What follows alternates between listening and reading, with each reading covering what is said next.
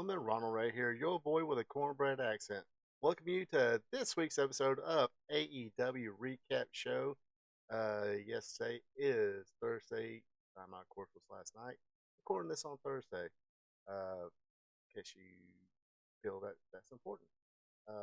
Anyway, the fans at the LJVM Coliseum in Winston-Salem, North Carolina, got to witness a couple pretty good matches.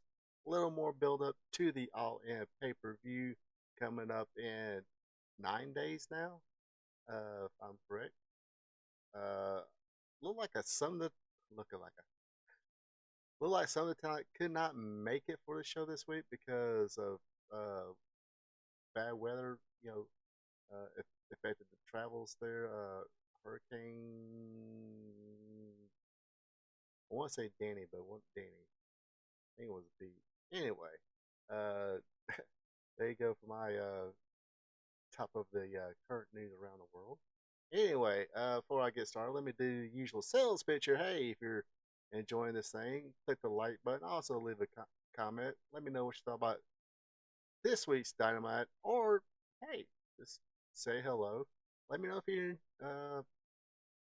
looking forward to the pay per view coming up in 9 days. Also, be a champ and click on that subscribe button. And when you click on that subscribe button, hit that notification bell. Not literally, just take your mouse and click on it.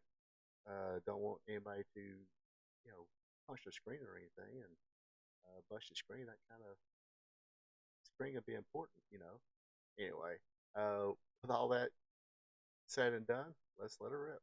All right, here we go. Usually give them props for this. Sometimes they don't do. They start promos, but this week they start off with a match. This was a AEW American Championship qualifier match. MJF, the AEW American Champion, which used to be international, and come all in, it could be back to international again. He takes on, speaking of Will Ospreay, one of Will Ospreay's best friends, Kyle Fletcher. I thought this was a decent match. I'm pretty high on Kyle Fletcher. I, that bleach blonde look does nothing for him though. I don't. Anyway, it is what it is. I'm not a fashion guru by any means. Anyway, MJF during the beginning was calling for a normal lockup. See, I fuss about that all the time.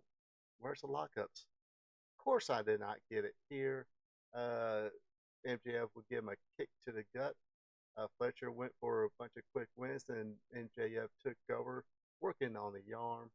Kyle made a comeback after a thrust kick, nailed a tombstone pile driver for two.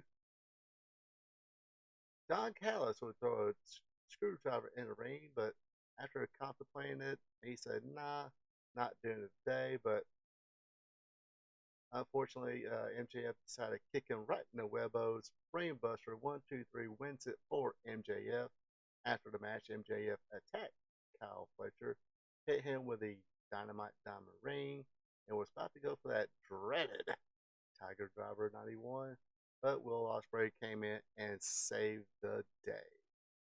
Like I said, I thought this was a pretty good match.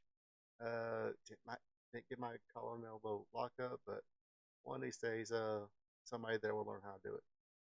Next up, we got Mariah May versus Viva Van. I think they say she's kind of a local talent, but obviously a local talent on the rise since they gave her a big advertisement here on their website. But this match was all Mariah May. May got a little offense in, but May ended up getting the win using the Storm Zero pile driver. Mariah got a special present this week. When she opened it up, it was her and Tony Storm, with Tony Storm trailing May in her arms. But on the back it said, "Die, Mariah, die." Speaking of Tony Storm, the Joan Crawford version of Tony Storm came out, attacked May, but officials went in there and broke up the brawl. All right, next match we got the Bad Apple, Brian Keith. Yes, I think Bad Apple sounds a whole lot better than Bounty Hunter. I mean, unless he was some big badass dude and there was, he was actually going out and kind of hurt people and get paid, do little vignettes. Let's say like the Elite would give him a payday, or in this case, Jericho would give him a little, you know, envelope full of cash or something like that. Good old 80s style psychology there, but looks like they changed up to Bad Apple. I can deal with that. He took on Katsuri Shibata. Yes, me and my southern accent messed up his name.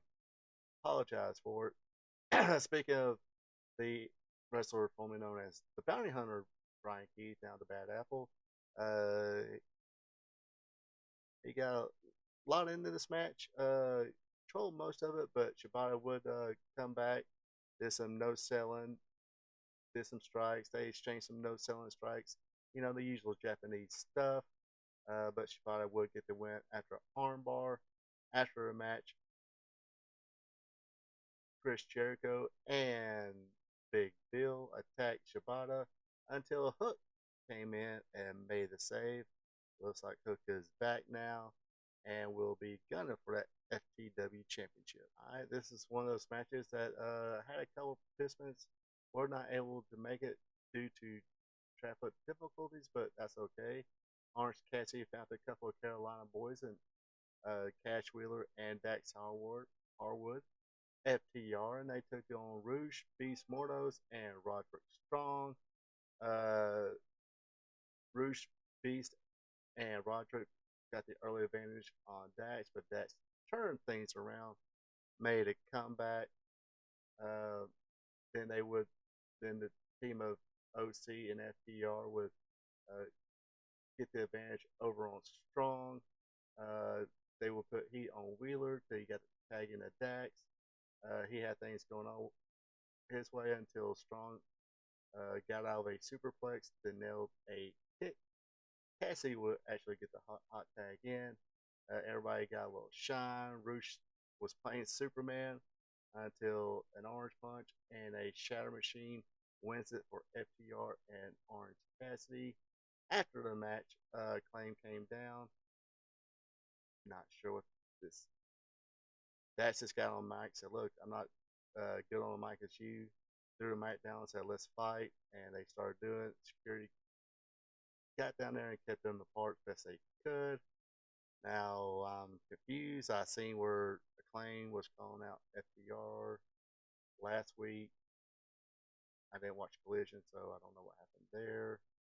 But I thought the Acclaim were feuding with the Young Bucks, the EVPs, and we're going for the tag team title. So why why is this sidetracked to FDR?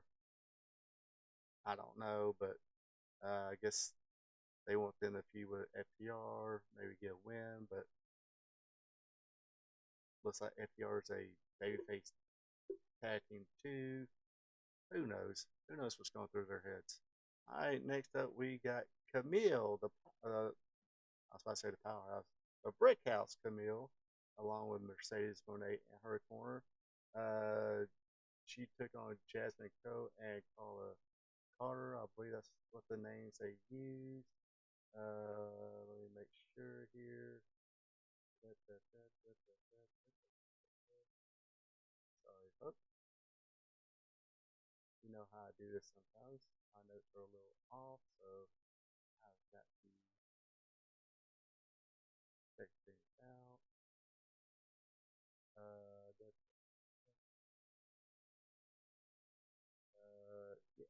Excuse me, Jasmine Hayo and Clara Carter. So I got Jasmine's name wrong. Apologize for that. Anyway, this was all Camille anyway. Uh, that there's Jasmine KO and the black and white Clara Carter in the pink and black. I guess she was a Bret Hart fan as well, but doesn't matter. This was all Camille. She pretty much dominated both opponents, connected with pump kicks, finished one off with a torture rack bomb. Then the other one received a like a the old Ron Simmons Dominator finishing maneuver. Uh, it was announced that during Mercedes Monet's promo that uh, Britt Baker's suspension has been lifted. She said on the satellite Mercedes, you can run, get a bodyguard, even get me suspended, but you can't stop me. This match is on at All In London, just like I've been all, all in since day one. And when I make a commitment to something, I see it through, unlike you. So basically, more hype between their match coming up at All In London. Actually, Britt Baker was suspended. I will talk about later in my spot show live stream about the suspension of Britt Baker DMD. Uh, so check that out. Sorry, some kind of gave a little block there, kind of froze up a little bit.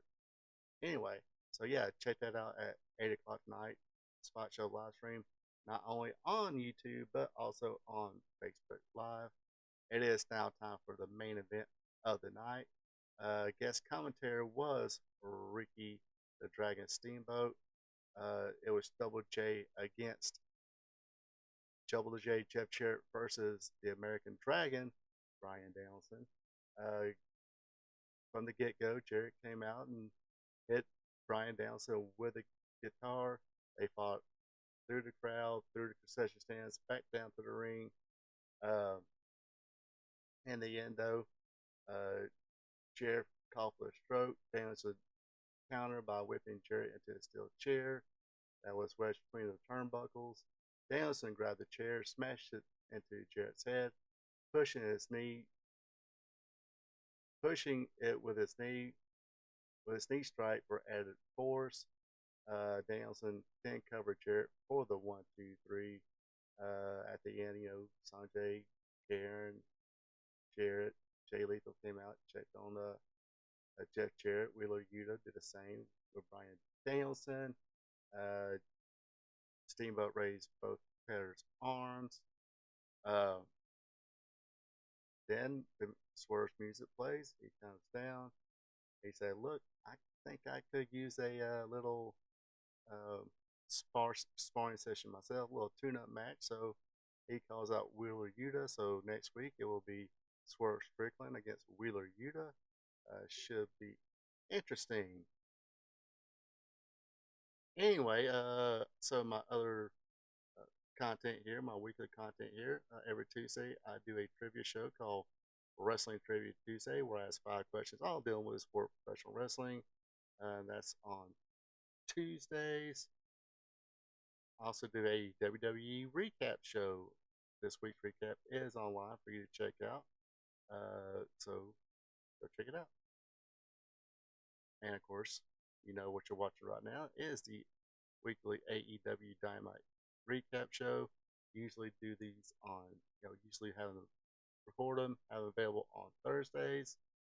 Speaking of Thursday, I also do a live stream. It's called Spot Show Live Stream. Starts at 8 p.m. Eastern, 7 p.m. Central, 6 p.m. Mountain, 5 p.m. Pacific, 9 a.m. Friday morning in Japan, 5 a.m. Friday morning in India. This week, of course, talking about all the news going on with wrestling today. Also discuss a little bit about the result of this year's SummerSlam 2024. But you know what? Not everybody is into today's wrestling. And if you're one of those people, got something for you. Friday nights, I also do another live stream called Wrestling Gold Friday Night. It starts at 8 p.m. Eastern, 7 p.m. Central, 6 p.m. Mountain, 5 p.m. Pacific, 9 a.m. Saturday morning in Japan, and 5 a.m. Saturday morning in India.